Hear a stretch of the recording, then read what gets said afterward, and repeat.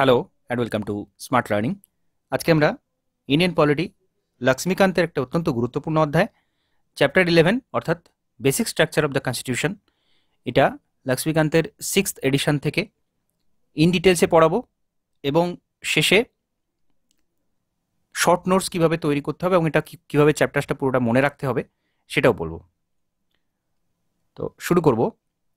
প্রথমে কিভাবে এই বেসিক স্ট্রাকচার বিষয়টা এলো সেটা আমরা জানবো। যখন সংবিধান প্রথম তৈরি হচ্ছে তখন কিন্তু বেসিক স্ট্রাকচার বিষয়টা সংবিধানে কোথাও বলা ছিল না। তো এটা জিজ্ঞাসা করা হয় যে বেসিক স্ট্রাকচার বিষয়টা কি সংবিধানে আছে, তো বিষয়টা কিন্তু না উত্তর হবে, কারণ আমাদের কোথাও সংবিধানে বেসিক স্ট্রাকচার বিষয়টা কিন্তু বলা ছিল না। এটা একটা জুডিশিয়াল ইনোভেশন, জুডিশিয়ারি এটা তৈরি করেছে। কেশবানন্দ ভারতী মামলাতে এই বেসিক স্ট্রাকচার কথাটা প্রথম উঠে আসছে। তো এটা দেখব লক্ষ্মীকান্তে কি বলা রয়েছে, কিভাবে এটা তৈরি হয়েছে। The question whether fundamental rights can be amended by the Parliament under Article 368 came for consideration of the Supreme Court within a year of the Constitution coming into force. তো ফান্ডামেন্টাল রাইটসকে অ্যামেন্ড কি করা যায়, fundamental রাইটসকে কি amendment করা যায়, এই প্রশ্নটা সংবিধান তৈরির আর্টিকেল 368 অনুযায়ী আমাদের ফান্ডামেন্টাল রাইটসকে কি পাল্টে দেওয়া যায়, চেঞ্জ করে দেওয়া যায়, এই প্রশ্নটা কনস্টিটিউশন তৈরির 1 বছরের মধ্যে, সংবিধান তৈরির 1 বছরের মধ্যে এই প্রশ্নটা উঠে আসছে যে আর্টিকেল 360 অনুযায়ী ফান্ডামেন্টাল রাইটসকে কি পাল্টে দেওয়া সম্ভব। কারণ ফান্ডামেন্টাল রাইটস আমরা জানি খুবই গুরুত্বপূর্ণ, প্রত্যেকটা মানুষের যে স্বাধীনতা সেটা কি রাষ্ট্র মনে করলে কেড়ে নিতে পারে। এই প্রশ্নটা সংবিধান তৈরির 1 বছরের মধ্যে উঠে আসছে। শঙ্করী প্রসাদ কেস, আমি এর আগের দিন কয়েকটা কেস নিয়ে একটা ক্লাস করিয়েছিলাম, যেখানে প্রত্যেকটা কেস আলাদা আলাদা, গুরুত্বপূর্ণ কোনগুলো সেখানে বলা ছিল। তো শঙ্করী প্রসাদ কেসটা কিন্তু সেখানে ছিল। তো এই কেসটা 1951 সালে আসছে। সেখানে কি বলা হচ্ছে, the constitutional validity of the first amendment act 1951, অর্থাৎ ফার্স্ট অ্যামেন্ডমেন্ট যেটা করা হয়েছিল সেটা ভ্যালিড কিনা, সেই জন্য এই শঙ্করী প্রসাদ কেসটা হয়। এখানে কি বলা হচ্ছে, which curtailed the right to property was challenged. First অ্যামেন্ডমেন্টে কি করা হয়েছিল, রাইট টু প্রপার্টি, যেটা কিনা প্রথমে আমাদের ফান্ডামেন্টাল রাইটস, প্রথমে আমাদের মৌলিক অধিকারের একটা অধিকার ছিল এই রাইট টু প্রপার্টি, আমাদের সম্পত্তির অধিকার, এটা ফান্ডামেন্টাল রাইটস ছিল, এটা মৌলিক অধিকারের মধ্যে ছিল। কিন্তু ফার্স্ট অ্যামেন্ডমেন্টে এটা মৌলিক অধিকার থেকে সরিয়ে দেওয়া হলো, 300 আর্টিকেলে এটা লিগাল রাইট হিসেবে সরিয়ে দেওয়া হয়েছিল।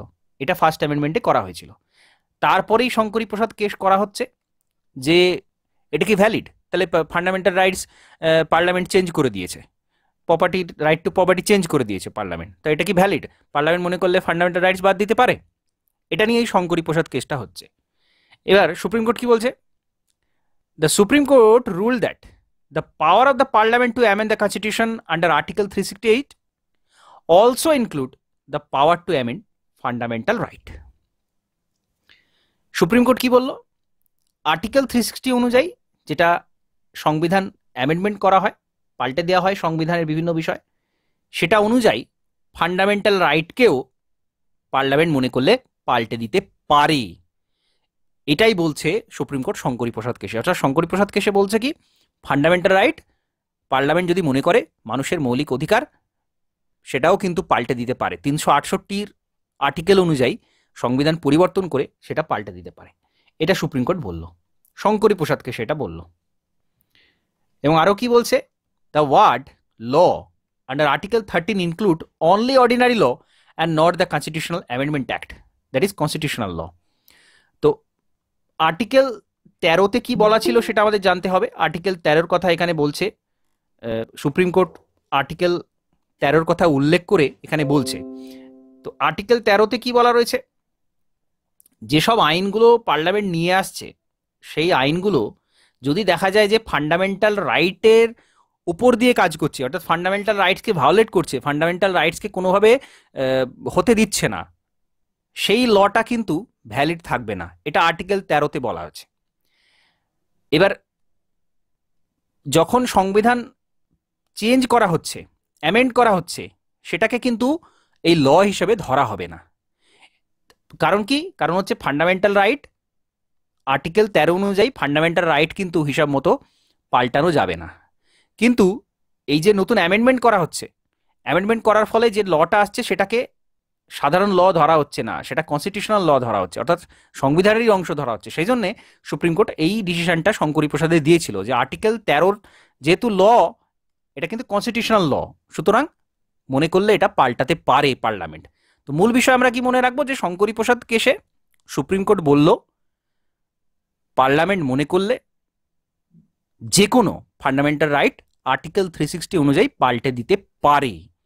আর্টিকেল 13 তাতে কোনো বাধা আসবে না, আর্টিকেল 13 অনুযায়ী তাতে কোনো বাধা আসবে না, এটা শঙ্করী প্রসাদের কেসে বলল। তো তারপরে কি দাঁড়াচ্ছে? Therefore the parliament can abridge or take away any of the fundamental rights by enacting a constitutional amendment act and such a law will not be void under article 13। তার মানে এটাই, পার্লামেন্ট মনে করলে যে কোনো আইন পাল্টে দিতে পারে, ফান্ডামেন্টাল রাইটও পাল্টে দিতে পারে, এবং সেখানে সেই রাস্তায় সেই পথে কিন্তু আর্টিকেল 13 আসবে না, আর্টিকেল 13 সেই পথে আসবে না। সুতরাং শঙ্করী প্রসাদ কেসে এরকম একটা বলেছিল আমাদের সুপ্রিম কোর্ট। এইবার মজাটা হচ্ছে কি, তারপরেই দেখা যাচ্ছে গোলকনাথ কেসে সুপ্রিম কোর্ট পুরো অন্য কথা বলছে, একেবারে পাল্টে খেয়ে যাচ্ছে। তো এটা খুবই গুরুত্বপূর্ণ বিষয়। সুপ্রিম কোর্ট একসময় একরকম কথা বলছে, আবার কিছুদিন পরে অন্যরকম কথা বলছে, পুরো অন্যরকম কথা বলছে, পুরো পাল্টে যাচ্ছে তাদের ডিসিশনটা। তো এই জিনিসটা হয়ে থাকে যে কোনো কেসের জুডিশিয়াল রিভিউ করা হয়, অর্থাৎ একটা সুপ্রিম কোর্ট ডিসিশন দিল তার মানে সেটাই একেবারে ফুল অ্যান্ড ফাইনাল, আর কিছু হবে না সেটা নিয়ে, সেটা কখনোই পরিবর্তন হবে না, এরকম কিন্তু নয়। সুপ্রিম কোর্টে একটা ফ্লেক্সিবিলিটি আছে, তারা মনে করলে তাদের পুরাতন জাজমেন্টটাকে কিন্তু পাল্টে দিতে পারে। এবং এটাই মজার বিষয়, পলিটি পড়তে গিয়ে আমরা বিভিন্ন জায়গায় দেখতে পাবো সুপ্রিম কোর্ট একবার একরকম কথা বলছে, আবার কিছুদিন পর অন্যরকম কথা বলছে। তো এরকমই হয়েছিল গোলকনাথ কেসের ক্ষেত্রে। সেখানে কি হলো, the supreme court revise is earlier stand, supreme court তার পূর্ববর্তী যে ধারণা সেটা পাল্টে ফেললো। In that case the constitutional validity of the 7th Amendment Act 1964, which inserted certain state act in the 9th schedule, was challenged. তো 9th শিডিউলে কিছু বিষয় ঢোকানো হয়েছিল, কিছু স্টেটের বিষয় ঢোকানো হয়েছিল, সেই নিয়ে একটা কেস হলো, যেটা গোলকনাথ কেস বলা হচ্ছে। সুপ্রিম কোর্ট এখানে কি বলছে? Supreme court rule that the fundamental right are given a transcendental and immutable position, and hence the parliament cannot abridge or take away any of this right. তো এখানে supreme court কি বলছে? Fundamental রাইটসকে একটা এমন জায়গাতে রাখা হয়েছে যেটা সাধারণ মানুষের মৌলিক অধিকার, সাধারণ মানুষ সেই মৌলিক অধিকারটা ভোগ করে থাকে, তবেই তো তারা একটা দেশের মধ্যে স্বাধীনভাবে বাঁচতে পারবে, সেটাকে কখনোই তুমি কেড়ে নিতে পারবে না, এটা সুপ্রিম কোর্ট বলতে চাইছে এই গোলকনাথ কেসে, এটা সুপ্রিম কোর্ট আবার বলছে। তার মানে কি দাঁড়ালো? A constitutional amendment act is also a law within the meaning of the Article 13 and hence would be void for violating any of the fundamental right. পুরো অন্য কথা বলছে। এখানে বলছে কি, আর্টিকেল 13 মধ্যে আসবে এবং অ্যামেন্ড করে দিলেও সেটাকে ল হিসেবেই ধরতে হবে, সেটা কনস্টিটিউশনাল ল বলা হবে না, সেটা একটা সংবিধানগত আইন বলা হবে না, সেটা একটা সাধারণ আইনি হিসেবেই ধরা হবে। সুতরাং ফান্ডামেন্টাল রাইটস পাল্টালেও সেটা আর্টিকেল 13 মধ্যেই পড়বে, অর্থাৎ ফান্ডামেন্টাল রাইট কিন্তু পাল্টানো যাবে না, ফান্ডামেন্টাল রাইট ইচ্ছা মতো পরিবর্তন করে দেবে, এটা হতে দেয়া যাবে না। সুপ্রিম কোর্ট পাল্টি খাচ্ছে, পুরো অন্য কথা বলছে সুপ্রিম কোর্ট। খুব মজার বিষয় ব্যাপারটা। তো মজা করেই এটা মনে রাখতে হবে যে শঙ্করী প্রসাদে যা বলল, গোলকনাথ কেসে একেবারে গোল্লা হয়ে পুরো অন্য চেঞ্জ হয়ে গেল, পুরো পাল্টে ফেললো ডিসিশনটা। সুপ্রিম কোর্ট বলছে ফান্ডামেন্টাল রাইট কোনোভাবে পাল্টানো যাবে না, কিচ্ছু চেঞ্জ করা যাবে না, এটা মানুষের মৌলিক অধিকার, মানুষ সাধারণভাবে ভোগ করে থাকে, কোনো রাষ্ট্রের কোনো দেশের অধিকার নেই সে তার ওই ফান্ডামেন্টাল রাইট পাল্টে দিয়ে তার দেশের মানুষের স্বাধীনতা কেড়ে নেবে, এটা হতে দেয়া যায় না। এটা গোলকনাথ কেসে সুপ্রিম কোর্ট বলে দিল। আবার কি হচ্ছে এইখানে, হচ্ছে কি, পার্লামেন্টেরিয়ান যারা থাকে, যারা সংসদ, যারা নির্বাচিত হয়ে আসে, তাদের এটা গায়ে লেগে যাচ্ছে। কারণ কি? কারণ এতদিন সুপ্রিম কোর্ট বলে এসছে যে পার্লামেন্ট মনে করলে যা ইচ্ছা করতে পারে, তারা মনে করলে যে কোনো আইন পাল্টে দিতে পারে। এখানে এসে আবার সুপ্রিম কোর্ট বলছে না, পার্লামেন্ট পারে না, তাদের সম্মানে লেগে যাচ্ছে পার্লামেন্টেরিয়ানদের। এটা কি করে হতে দেয়া যায়? আমরা সাধারণ মানুষ আমাদের নির্বাচন করে এনেছে, আমরা সংবিধানে কিছু পাল্টাতে পারবো না, ফান্ডামেন্টাল রাইট আমরা পাল্টাতে পারবো না। এইখানে মজার বিষয় হচ্ছে কি, পার্লামেন্ট রিয়াক্ট করলো, পার্লামেন্টের গায়ে লেগেছে, পার্লামেন্ট রিয়াক্ট করলো to the supreme court judgment in the Golaknath case 1967 by enacting the 24th Amendment Act of 1971. This act amended Article 13 and Article 368. বিরাট বড় একটা চেঞ্জ নিয়ে আসছে পার্লামেন্টের একদম বিরাট গায়ে লেগে গেছে, একেবারে অপমানিত বোধ করছে পার্লামেন্ট। তারা একদম আর্টিকেল 13 পাল্টে দিচ্ছে, আর্টিকেল 368 পাল্টে দিচ্ছে, দিয়ে একদম কেসটাকে পুরো অন্যরকম বানিয়ে দিচ্ছে। বিষয়টা কি হলো, তাহলে 24তম অ্যামেন্ডমেন্ট একটা খুব বিখ্যাত, খুব গুরুত্বপূর্ণ একটা অ্যামেন্ডমেন্ট, সংবিধান পাল্টে দেওয়া হয়েছিল 24তম কনস্টিটিউশনাল অ্যামেন্ডমেন্ট 1971 যেটা আসছে, সেখানে আর্টিকেল 13টাই পাল্টে দেওয়া হচ্ছে। ওই যে ল যেখানে ধাক্কা খাচ্ছিল, সুপ্রিম কোর্ট যেটা নিয়ে বলছিল যে আর্টিকেল লতে আটকে যাবে, সাধারণ ল হিসেবে ওটা আসছে, আটকে যাবে, তো আর্টিকেল 13কেই পাল্টে দাও, আর্টিকেল 368কেই পাল্টে দাও, আর্টিকেল 368কেই চেঞ্জ করে দাও, তাহলে আর আমাদের পথে রাস্তার কাঁটা একদম সরে গেল, আমরা যা ইচ্ছা পাল্টে দিতে পারবো। এই জিনিসটা 24তম সংবিধান সংশোধনী 24th অ্যামেন্ডমেন্টে এটা পার্লামেন্ট করলো। মজার বিষয়, আবারও মজা আছে, এই পুরো অধ্যায়টাতেই মজা। একবার সুপ্রিম কোর্ট দাঁড়ায় সামনে, আর একবার পার্লামেন্ট সামনে দাঁড়ায়, এ বলে আমি বড়, ও বলে আমি বড়, এই হচ্ছে এই নিয়েই পুরো চ্যাপ্টারটা। তো পার্লামেন্ট এরকম করে দিল, তাদের সুবিধা মতো তারা করে নিল। এখানে কি বলা হচ্ছে, এ declare that the parliament has the power to abridge or take away any of the fundamental right under article 368 and such an act will not be a law under the meaning of the article 13. তো পুরো রাস্তার কাঁটা সরিয়ে একদম রাস্তা পরিষ্কার করে দিল যে পার্লামেন্ট মনে করলে যা ইচ্ছা পাল্টে দিতে পারে, আর্টিকেল 360 অনুযায়ী পাল্টে দিতে পারে, এবং সেটা সে যে আইনটা তৈরি করলো সেটা আর্টিকেল 13 অনুযায়ী কোনো বাধা হয়ে দাঁড়াবে না। আর্টিকেল 13তে যে লয়ের কথা বলা রয়েছে সেই ল এখানে সেটা হচ্ছে না, পুরো পাল্টে দিয়েছে, আর্টিকেল 13 পাল্টে দিয়েছে, আর্টিকেল 368 পাল্টে দিয়েছে। এইবার কি হলো, এবার চলে আসছে কেশবানন্দ ভারতী কেস, সবচেয়ে বিখ্যাত কেস, সবচেয়ে গুরুত্বপূর্ণ কেস। 1973 দু বছর পরেই কেসটা হচ্ছে, কেশবানন্দ ভারতী কেস 1973, একেবারে মাথায় গেঁথে নিতে হবে, সবসময়তে এই কেসটার কথা আসবে, এসে থাকে এবং আসবে। এখানে কি হচ্ছে, the supreme court overruled is judgment in the Golaknath case 1967।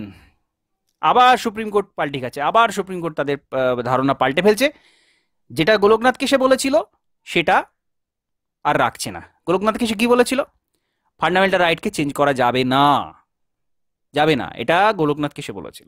Keshavananda ভারতীতে এসে বলছে পাল্টানো যাবে, কিন্তু কিছু শর্ত রেখে দিচ্ছে, অর্থাৎ পার্লামেন্টের হাতেও কিছু ক্ষমতা থাকছে, আবার জুডিশিয়ারির হাতেও কিছু ক্ষমতা থাকছে, একটা ব্যালেন্স পজিশনে আসছে। এতদিন পার্লামেন্টের মধ্যে আর জুডিশিয়ারির মধ্যে একটা গন্ডগোল চলছিল, জুডিশিয়ারি বলছে কনস্টিটিউশন বড়, পার্লামেন্ট বলছে আমরা বড়, এখানে তাদের মধ্যে একটা ব্যালেন্স তৈরি করে দেওয়া হলো। কেশবানন্দ ভারতীতে একটা ব্যালেন্স চলে আসছে। কি বলছে এখানে, it upheld the validity of the 24th amendment act 1971। এটা 24তম সংবিধান সংশোধনী 1971 এই যে পাল্টে দেওয়া হয়েছিল বিষয়টা, সেটাকে বলছে ভ্যালিড, তোমরা যা করেছো ঠিক করেছো, পার্লামেন্টকে সন্তুষ্ট করে দিচ্ছে, পার্লামেন্টকে বলছে না তোমরা যা করেছো ঠিক করেছো, 24তম অ্যামেন্ডমেন্ট অ্যাক্টে তোমরা যা করেছো একদম বেস্ট করেছো, কিন্তু এবার আমার ক্ষমতাটা দেখো আমি কি করতে পারি। And stated that parliament is empowered to abridge or take away any of the fundamental right. বেশ ভালো কথা, পার্লামেন্ট মনে করলে পারে ফান্ডামেন্টাল রাইট পাল্টে দিতে পারে। At the same time it laid down a new doctrine, basic structure. এইখানে সুপ্রিম কোর্ট একটা বড় গেম খেলে গেল। বেসিক স্ট্রাকচার তোমরা পাল্টাতে পারো, তোমরা যা ইচ্ছা পাল্টে দাও, কিন্তু বেসিক স্ট্রাকচার পাল্টাতে পারবে না। সংবিধানের যেটা বেসিক স্ট্রাকচার সেটা তোমরা পাল্টাতে পারো না, সেটা তোমাদের অধিকার নেই। কারণ যারা সংবিধান তৈরি করেছিল তারা একটা আদর্শকে ধরে, তারা তাদের একটা লক্ষ্যকে ধরে, ভারতবর্ষকে তারা যেমন দেখতে চায় সেটা ধরে তারা সংবিধানটা বানিয়েছিল। তুমি এসে কোথা থেকে নির্বাচিত হয়ে এসে তুমি মনে করলে আমি আজকেই এক্ষুনি সব পাল্টে ফেলবো সংবিধান, সেটা তো হচ্ছে না, সেটা তুমি করতে পারবে না। তুমি দেশকে পাল্টে দিতে পারো না, দেশের সাধারণ আদর্শ, দেশের সাধারণ আইডিয়া, আমাদের যে ভারতবর্ষ সেটাকে তুমি পুরোপুরি পাল্টে দিতে পারো না। এই হচ্ছে বেসিক স্ট্রাকচার। এটা হচ্ছে সুপ্রিম কোর্টের একেবারে সবচেয়ে বড় হাতিয়ার আমরা বলতে পারি। যে কোনো কেসে যখনই কোনো কিছু নিয়ে গোলমাল দেখা দেয় তখন তারা এই বেসিক স্ট্রাকচারটা তুলে ধরে যে দেখো এটা বেসিক স্ট্রাকচার, তুমি কি করে এটা পাল্টাতে পারো, তুমি কি করে এটা বলতে পারো, এটা বেসিক স্ট্রাকচার, এটা পাল্টানো যায় না, এটা হবে না, এটা চলবে না, তোমরা এটা করতে পারো না। এই পাওয়ারটা কিন্তু সুপ্রিম কোর্ট নিজের হাতে রাখলো। খুব গুরুত্বপূর্ণ কেশবানন্দ ভারতী কেস, এই জন্যই বেসিক স্ট্রাকচার এটা উদ্ভূত হচ্ছে, এই ডক্টরিনটা আসছে।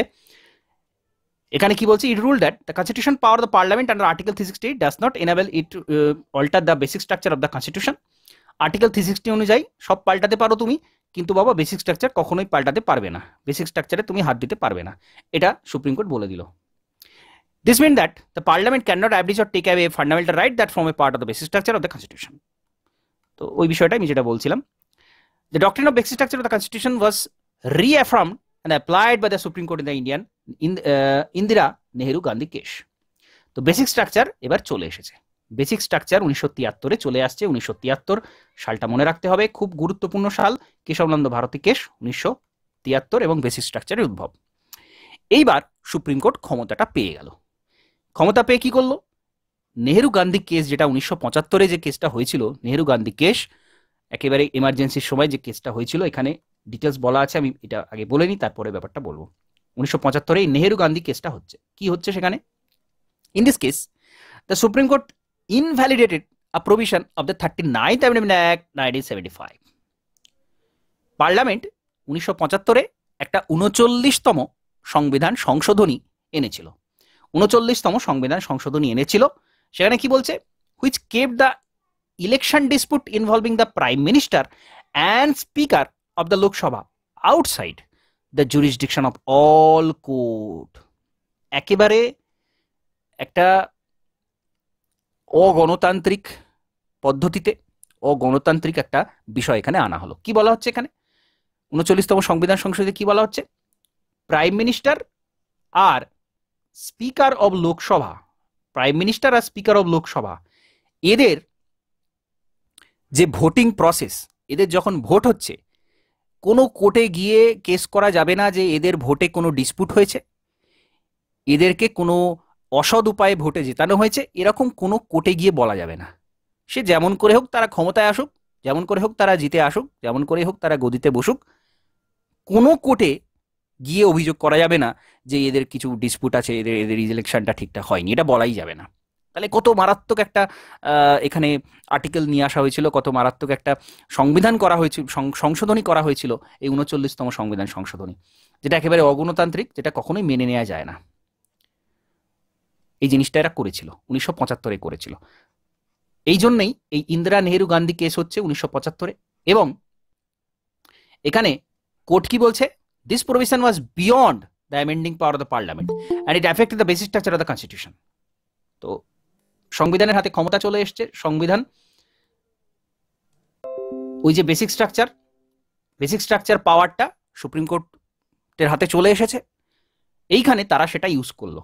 তারা কি বলল, যে এটা বেসিক স্ট্রাকচারকে এফেক্ট করবে, বেসিক স্ট্রাকচারকে এফেক্ট করবে। 39তম সংবিধান সংশোধনী যদি আসে তাহলে সেটা বেসিক স্ট্রাকচারকে এফেক্ট করবে, সেটা কখনোই হতে দেয়া যায় না। এই পার্লামেন্ট এটা মনে করলে অ্যামেন্ড করে দিয়ে এরকম বলতে পারে না, এটা সুপ্রিম কোর্ট এখানে বলে দিল।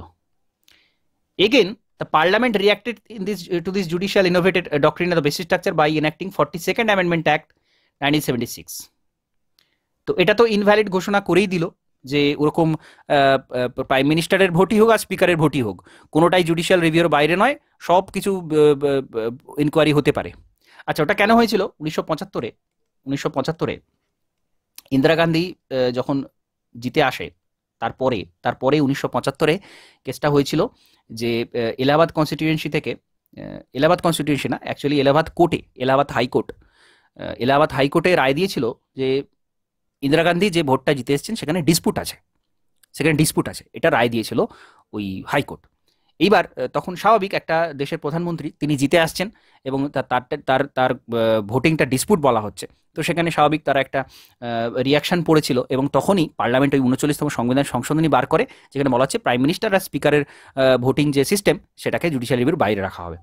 তো যেই 39তম সংবিধান সংশোধনী পাশ হলো তখনই কেসটা হলো এবং কেসে কিন্তু হেরে যাচ্ছে ইন্দিরা গান্ধী সরকার, কিন্তু ওটাতে হেরে যাচ্ছে। সোজা কথা। এইবার পার্লামেন্ট আবার রিয়াকশন করছে, স্বাভাবিক, সুপ্রিম কোর্ট ওরকম বলছে যে এরকম করা যাবে না, আবারও তাদের কিন্তু অভিমানে লেগে যাচ্ছে, তাদের আত্মসম্মানে লেগে যাচ্ছে। তারা আবার কি করছে, এখানে 42তম সংবিধান সংশোধনী আনছে, পরের বছরই 42তম সংবিধান সংশোধনী আনছে। এখানে কি বলছে, this act amendment article 368 and declare that there is no limitation on the constitution power of the parliament and no amendment can be questioned in any court or any ground including that of the contravention of any of the fundamental rights. আবারও parliament নিজের হাতে পুরো ক্ষমতাটা নিয়ে চলে আসছে, তারা কি বলছে,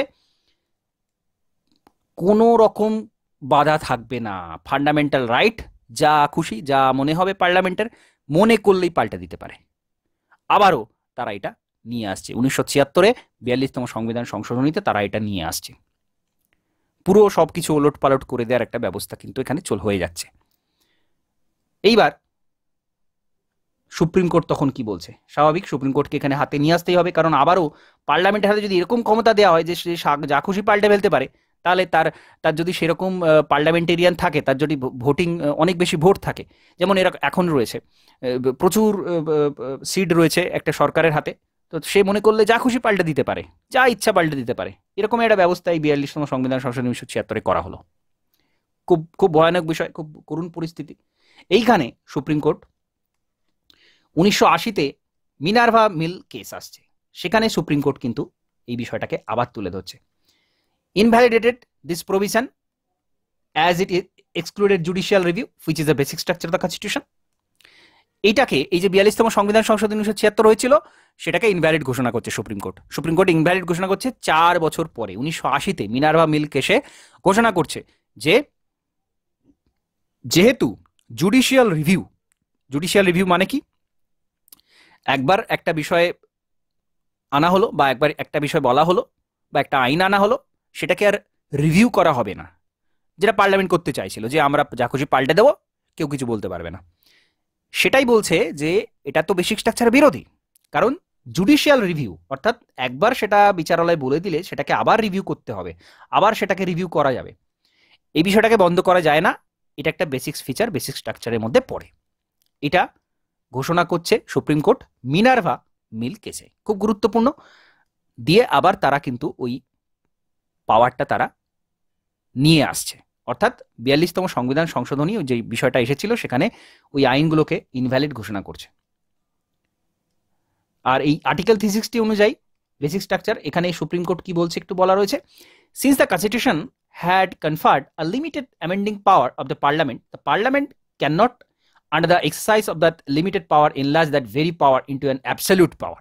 তো এখানে স্বাভাবিক যে একটা লিমিটেড পাওয়ার দেওয়া হয়েছে পার্লামেন্টকে, যে তুমি লিমিটেডলি কনস্টিটিউশন পাল্টাতে পারো সময় অনুযায়ী, যেটা বি.আর. আম্বেদকর নিজেও বলেছিলেন যে সময় অনুযায়ী, যখন সময় পাল্টাবে তখন সংবিধান সংশোধনের প্রয়োজন আছে, কারণ সময় পাল্টালে সমাজ পাল্টে যায়, পলিটি পাল্টে যায়, ইকোনমি পাল্টে যায়, সব কিছু পাল্টে যায়, সুতরাং সময়ের সাথে সাথে এগুলোকে পাল্টানোর প্রয়োজন আছে। কিন্তু তার মানে এই নয় তুমি 100% কনস্টিটিউশনকে পাল্টে দিতে পারো, 100% সংবিধানকে পাল্টে দিতে পারো, তার মানে এটা কখনোই নয়। এটা বি.আর. আম্বেদকর নিজেও বলেছিলেন। তো এখানে সুপ্রিম কোর্ট সেই বিষয়টাই আনছে যে লিমিটেড অ্যামেন্ডিং পাওয়ার তোমাকে দেওয়া হয়েছে, তুমি যা হিসাব পাল্টাতে পারো না।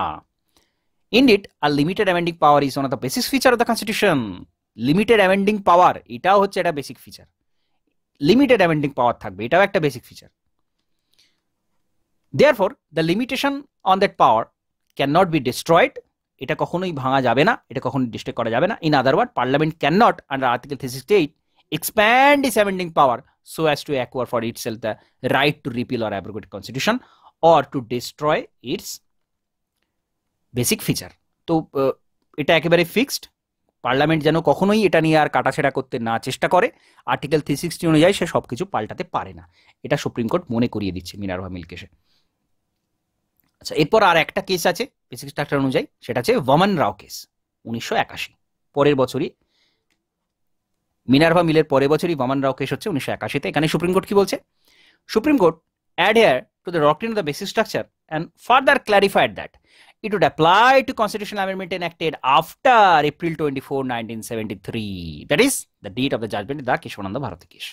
খুব গুরুত্বপূর্ণ একটা কথা ওয়ামন রাও কেসে সুপ্রিম কোর্ট বলছে। কেন বলছে, আচ্ছা কি বলছে সেটাকে বলে নি। 1981 সালে বামন রাও কেস, যেখানে সুপ্রিম কোর্ট বলছে কি যে এই যে বেসিক স্ট্রাকচার আমরা যেটাকে বলছি, এই বিষয়টা কিন্তু অ্যাপ্লাই হবে যেদিন থেকে ওই ডিসিশনটা নেওয়া হয়েছিল। কেশবানন্দ ভারতী কেসের জাজমেন্ট যেদিন শোনানো হয়েছিল এপ্রিল 24, 1973, তারপর থেকে সমস্ত কেসে বেসিক স্ট্রাকচারটা অ্যাপ্লাই হবে, তার আগের কোনো কেসে বেসিক স্ট্রাকচার অ্যাপ্লাই হবে না। কেন বললো এরকম কথা সুপ্রিম কোর্ট? কারণ হচ্ছে কেউ পুরাতন কোনো জাজমেন্ট, যেটা 1973 24 এপ্রিলের আগে হয়েছিল, পুরাতন কোনো একটা জাজমেন্ট তুলে ধরে কেউ বলতেই পারে আচ্ছা এটা তো বেসিক স্ট্রাকচারের ভায়োলেশন, তাহলে এটা কেন করা হয়েছিল? পুরাতন সমস্ত কেস তখন কিন্তু বের করতে পারে, অনেকে বলতে পারে, তখন অনেক সমস্যা দেখা দিতে পারে। সেই জন্য সুপ্রিম কোর্ট এটা পরিষ্কার করে দিল যে বেসিক স্ট্রাকচার এটা অ্যাপ্লাই হবে এপ্রিল 24, 1973 পর থেকে। তার আগের কোনো কেস নিয়ে আর ঘাটাঘাটি করা যাবে না, তার আগের কোনো কেস নিয়ে জুডিশিয়াল রিভিউয়ে আসা যাবে না, সমস্ত আসবে 1973, 24 এপ্রিলের পর থেকে। খুব গুরুত্বপূর্ণ বিষয় সুপ্রিম কোর্ট এই বামন রাও কেসে বলছে। সুতরাং এখানে আরেকটা গুরুত্বপূর্ণ কেস আমরা পেলাম। এবার সুপ্রিম কোর্টের বিষয়টা কি, সুপ্রিম কোর্টের মজাটা কোথায়? সুপ্রিম কোর্ট কখনোই বলে দিচ্ছে না যে আমরা এইগুলোকে বেসিক স্ট্রাকচার বলছি, কোনো জায়গাতে স্পেসিফাই করা নেই যে এইটা হচ্ছে বেসিক স্ট্রাকচার, বা কোনো জায়গায় ডেফিনেশন দেওয়া নেই, কোনো জায়গায় সংজ্ঞা বলা নেই যে এটা বেসিক স্ট্রাকচার। তাহলে কি হলো, সুপ্রিম কোর্টের হাতে পুরো পাওয়ারটা থাকলো। যখনই দেখা যাবে কেসের ক্ষেত্রে কোনো গোলমাল আসছে, তখনই সে সুপ্রিম কোর্টের হাতে ক্ষমতা এটা থাকছে যে এটা বেসিক স্ট্রাকচার, এটা তুমি পাল্টাতে পারো না। যদি এরকম উল্লেখ করে দেওয়া হয় যে এইগুলোই বেসিক স্ট্রাকচার, এর বাইরে কোনো বেসিক স্ট্রাকচার নেই, যদি উল্লেখ করে দেওয়া হয়, তাহলে ওই আইনবিদরা কিন্তু ওই ফাঁক খুঁজে তার বাইরে দিয়ে গলে যেতে পারে।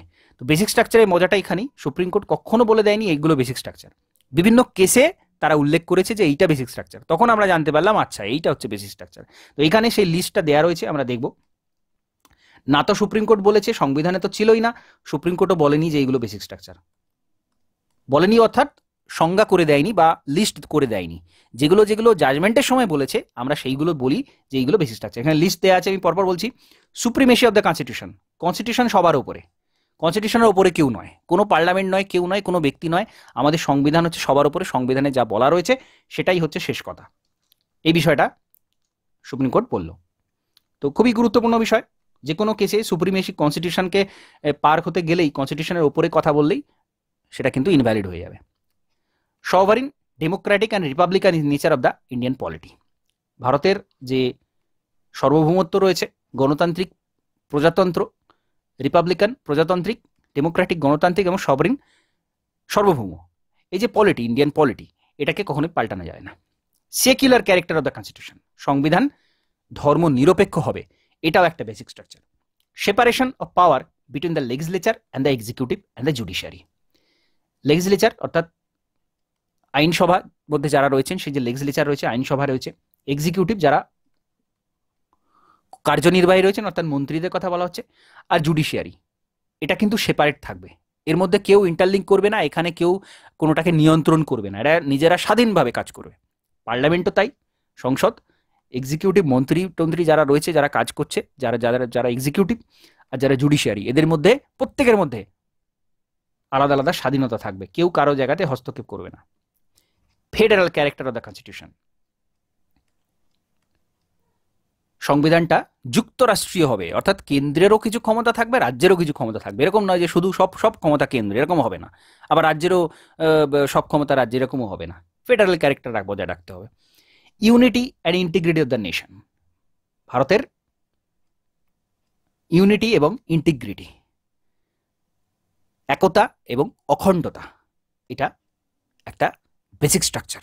কখনোই কোনো রাজ্য বলতে পারে না আমি ভারতের থেকে বেরিয়ে যাব, এটা হবে না, এটা বেসিক স্ট্রাকচারের মধ্যে পড়ে। সুতরাং ইন্টিগ্রেটেড থাকতে হবে সবসময়, ইউনিটি বজায় রাখতে হবে, একতা রাখতে হবে। ওয়েলফেয়ার স্টেট, অর্থাৎ সোশিও ইকোনমিক জাস্টিস, রাজ্যের মূল উদ্দেশ্য হবে ওয়েলফেয়ার নিয়ে আসা, সমতা নিয়ে আসা, বিভিন্ন মানুষের সুবিধার্থে বিভিন্ন কাজ করা, সামাজিক এবং অর্থনৈতিক জাস্টিসটা দেখা, সামাজিক অর্থনৈতিক ন্যায়, অর্থাৎ মানুষের সমান অধিকার, অর্থনৈতিক দিক থেকে, সামাজিক দিক থেকে, এটা রাষ্ট্রের একটা দায়িত্বের মধ্যে পড়ে। এই ওয়েলফেয়ার স্টেট অর্থাৎ এটাই বোঝায়। জুডিশিয়াল রিভিউ, যেটা আগে বলা হলো যে একবার জুডিশিয়ারি যা বলে দিল সেটাকে রিভিউ করা যাবে না, এরকম নয়, সেটা কিন্তু বারবার রিভিউয়ের মধ্যে আনা হবে। জুডিশিয়াল রিভিউ, এটাও একটা basic structure. Freedom I mean dignity of the individual, প্রত্যেকের ব্যক্তি স্বাধীনতা থাকবে, তার আত্মসম্মান থাকবে, এটাও বেসিক স্ট্রাকচারের মধ্যে পড়ে। পার্লামেন্টারি সিস্টেম, এটা বেসিক স্ট্রাকচার, অর্থাৎ আমাদের আমাদের যে সিস্টেম সেটা কখনোই মনার্কি হবে না, একজন রাজা থাকবে, সেরকম কিছু হবে না, পুরোটাই সংসদীয় গণতন্ত্র, পার্লামেন্টারি সিস্টেম থাকবে, রুল অফ ল থাকবে, রুল অফ ল থাকবে, আইনের মাধ্যমে রুল করা হবে, কারো কোনো কথার মাধ্যমে নয়, আইনের মাধ্যমে হবে। Harmony and the balance between fundamental right and directive principle এবং ফান্ডামেন্টাল রাইট এটা কিন্তু একে অপরের বিপরীত। ডাইরেক্টিভ প্রিন্সিপালে রাষ্ট্রকে কিছু ক্ষমতা কথা বলা রয়েছে, ফান্ডামেন্টাল রাইটে ব্যক্তি স্বাধীনতার কথা বলা রয়েছে, এদের দুজনের মধ্যে ব্যালেন্স থাকবে, এটাও ফান্ডামেন্টাল রাইটের মধ্যে, এটাও বেসিক স্ট্রাকচারের মধ্যে পড়ে। প্রিন্সিপাল অফ ইকুয়ালিটি, সমতা থাকবে, ফ্রি অ্যান্ড ফেয়ার ইলেকশন হবে, ইলেকশন একদম স্বাধীনভাবে হবে এবং ফেয়ার হবে, কোনো ডিসপুট যেন না থাকে। জুডিশিয়ারি ইন্ডিপেন্ডেন্স থাকবে, জুডিশিয়ারির ওপর কেউ হস্তক্ষেপ করতে পারবে না, যেটা হয়েছিল 1914-তে, সরি 2014-তে। 2014-তে একটা জুডিশিয়াল কমিশন আনা হয়েছিল, যে একটা কমিশনের মাধ্যমে জাজকে নিয়োগ করা হবে, তো সেটাকে বন্ধ করা হয়, কারণ যখনই কমিশন আসবে তখনই পলিটিক্যাল হাত চলে যাবে, জাজও পলিটিক্যাল হাত দিয়ে নিয়োগ হবে, সেটা হবে না। জুডিশিয়ারি একদম স্বাধীন থাকবে, তারা নিজেরাই নিয়োগ করবে কলেজিয়াম সিস্টেমের মাধ্যমে। তো ইন্ডিপেন্ডেন্স অফ জুডিশিয়ারি এটা একটা গুরুত্বপূর্ণ basic structure. Limited power the parliament amendment the constitution, পার্লামেন্টের লিমিটেড পাওয়ার থাকবে সংবিধান সংশোধনের ক্ষেত্রে। ইফেক্টিভ অ্যাসেস অফ জাস্টিস যেটা হবে সেটা যেন এফেক্টিভ হয়। প্রিন্সিপাল আন্ডারলেইং ফান্ডামেন্টাল রাইট, তো ফান্ডামেন্টাল রাইটের গুরুত্বটা সবসময় থাকবে। Power of the supreme court under article 32, 136, 141, 142, তো সুপ্রিম কোর্টের যে পাওয়ারটা সেটা এই অনুযায়ী থাকবে। রিট জারি করার ক্ষমতা, এছাড়াও আরও বিভিন্ন আর্টিকেল রয়েছে। হাইকোর্টের রিট জারি করার ক্ষমতা 226, 227, এগুলো হাইকোর্টের পাওয়ার থাকবে। তো এখানে চ্যাপ্টারের মূল অংশটা কমপ্লিট হচ্ছে। তো আমি বলবো এবার এটা কিভাবে মনে রাখতে হবে ছোট করে। এখানে রয়েছে শঙ্করী প্রসাদ কেত, গোলকনাথ কেশ, 24তম সংবিধান সংশোধনী, কেশবানন্দ ভারতী কেশ, নেহেরু গান্ধী কেশ, 42তম সংবিধান সংশোধনী, আর মিনার্ভা বমন রাও। আর এখানে লিস্টটা পুরো ছোট করে এইভাবে প্রত্যেকটা চ্যাপ্টার এইভাবে মনে রাখতে হবে, শর্ট নোটস তৈরি করে। জাস্ট যে জিনিসটা এখানে বলা রয়েছে, ফার্স্ট অ্যামেন্ডমেন্ট হলো, তারপরে শঙ্করী প্রসাদ কেশে বললো যে ফান্ডামেন্টাল রাইটকে অ্যামেন্ড করা যায়, গোলকনাথ কেশে বললো যায় না, পার্লামেন্ট 24তম সংবিধান সংশোধনী নিয়ে বললো সব কিছু পাল্টানো যায়, কেশবানন্দ ভারতী 24তম সংবিধান সংশোধনীকে সমর্থন করলো আর বেসিক স্ট্রাকচার জিনিসটা নিয়ে এলো। নেহেরু গান্ধী কেশে পিএম আর লোকসভার যিনি স্পিকার তাদের এই বিষয়টা আনা হয়েছিল, তাদের ইলেকশনে কিছু বলা যাবে না এরকম আনা হয়েছিল, সেটাকে বাদ দিল। এবং 42তম সংবিধান সংশোধনীতে আবারও পার্লামেন্ট বলল যে আমাদের সর্বময় ক্ষমতা আছে আর্টিকেল 368 অনুযায়ী, সেটাকেও সুপ্রিম কোর্ট বাদ দিল বেসিক স্ট্রাকচারের কথা এনে। মিনার্ভা মিল কেশে ওই বাদটা দিয়েছিল মিনার্ভা মিল কেশে 1980-তে, আর বমন রাও কেশে বলে দিল যে 24 এপ্রিল 1973-এর আগের কোনো কেস দেখা হবে না, তার পরের থেকে সমস্ত বেসিক স্ট্রাকচারটা ভ্যালিড হবে। এবার বেসিক স্ট্রাকচারের লিস্টটা এখানে থাকবে, এভাবে শর্ট নোট তৈরি করে এই বিষয়টা মনে রাখতে হবে। ওকে, আশা করছি বিষয়টা বোঝা গেছে। যদি কারো কিছু প্রশ্ন থাকে, জিজ্ঞাসা করার থাকে, তাহলে আমি বলবো জিজ্ঞাসা করতে, আমি কিন্তু সেই মতো উত্তরগুলো দেবো। খুব ইম্পর্টেন্ট চ্যাপ্টার, আবারও বলছি, বেসিক স্ট্রাকচার ছোট চ্যাপ্টার কিন্তু খুব ইম্পর্টেন্ট চ্যাপ্টার। প্রত্যেকটা কেস এখানে গুরুত্বপূর্ণ, বারবার বিভিন্ন জায়গাতে জিজ্ঞাসা করা হয় এই কেসে কি বলা হয়েছিল, এই কেসে কি উঠে এসেছিল, সুপ্রিম কোর্ট কি বলেছিল, বেসিক স্ট্রাকচারে কি কি রয়েছে, এগুলো বারবার জিজ্ঞাসা করা হয়। তো একেবারে নখদর্পণে থাকবে চ্যাপ্টারটা, সেভাবে তৈরি করতে হবে। তো কারো যদি কিছু বোঝার অসুবিধা থাকে আমি জিজ্ঞাসা করবো, আবারও বলতে আমি সেটাকে কিন্তু ক্লিয়ার করে দেব। ওকে, বা পলিটি সম্পর্কে যদি কোনো জিজ্ঞাসা থাকে এখানে প্রশ্ন করতে পারো। পলিটির যে কোনো কোশ্চেন করতে পারো, যে কোনো কোশ্চেন করতে পারো, আমি কিন্তু এখানে চেষ্টা করব উত্তর দেওয়ার। ওকে, ক্লিয়ারলি বোঝা গেছে সব কিছু? হ্যালো স্যার, কোশ্চেন আছে একটা। হ্যাঁ হ্যাঁ হ্যাঁ বলো। স্যার, যেহেতু আমি ফার্স্ট টাইম ইন ক্লাস, তো হ্যাঁ, আমি জানতে চাইছি যে সংবিধানটা মেন কন্ট্রোল কার থাকে, সংবিধানে কন্ট্রোলটা কার বেশি থাকে? সংবিধানকে মূল ব্যাখ্যা করে সুপ্রিম কোর্ট, ঠিক আছে? সংবিধানে তো বিভিন্ন কথা বলা হয়েছে, বিভিন্ন রকম কথা বলা হয়েছে, এবার সেটাকে মূল ব্যাখ্যাকার, সংবিধানের মূল ব্যাখ্যাকার, সেজন্য দেখবে যে সুপ্রিম কোর্ট যখন কোনো একটা ডিসিশন দেয় সেটা কিন্তু ফুল অ্যান্ড ফাইনাল, মানে ফুল অ্যান্ড ফাইনাল বলতে এই কারণে যে সেটাই কিন্তু শেষ। এবার সেটাকে জুডিশিয়াল রিভিউ করা হতে পারে পরবর্তীকালে সুপ্রিম কোর্টে, যেমন ওই অযোধ্যার যে ব্যাপারটা হয়েছিল, তারপরে আবার রিভিউ পিটিশন করা হয়েছিল, রিভিউ করার ব্যাপারটা। তো এই রিভিউ জিনিসটা আসে কিন্তু সংবিধান সম্পর্কে সুপ্রিম কোর্ট যেটা বলে সেটা তার উপরে কিন্তু আর কেউ নেই। সুপ্রিম কোর্ট শেষ কথা বলবে সংবিধান সম্পর্কে। সুপ্রিম কোর্টের ব্যাখ্যাকার বলা হয় সংবিধানের ব্যাখ্যাকার বলা হয় সুপ্রিম কোর্টকে। ওকে। আচ্ছা স্যার।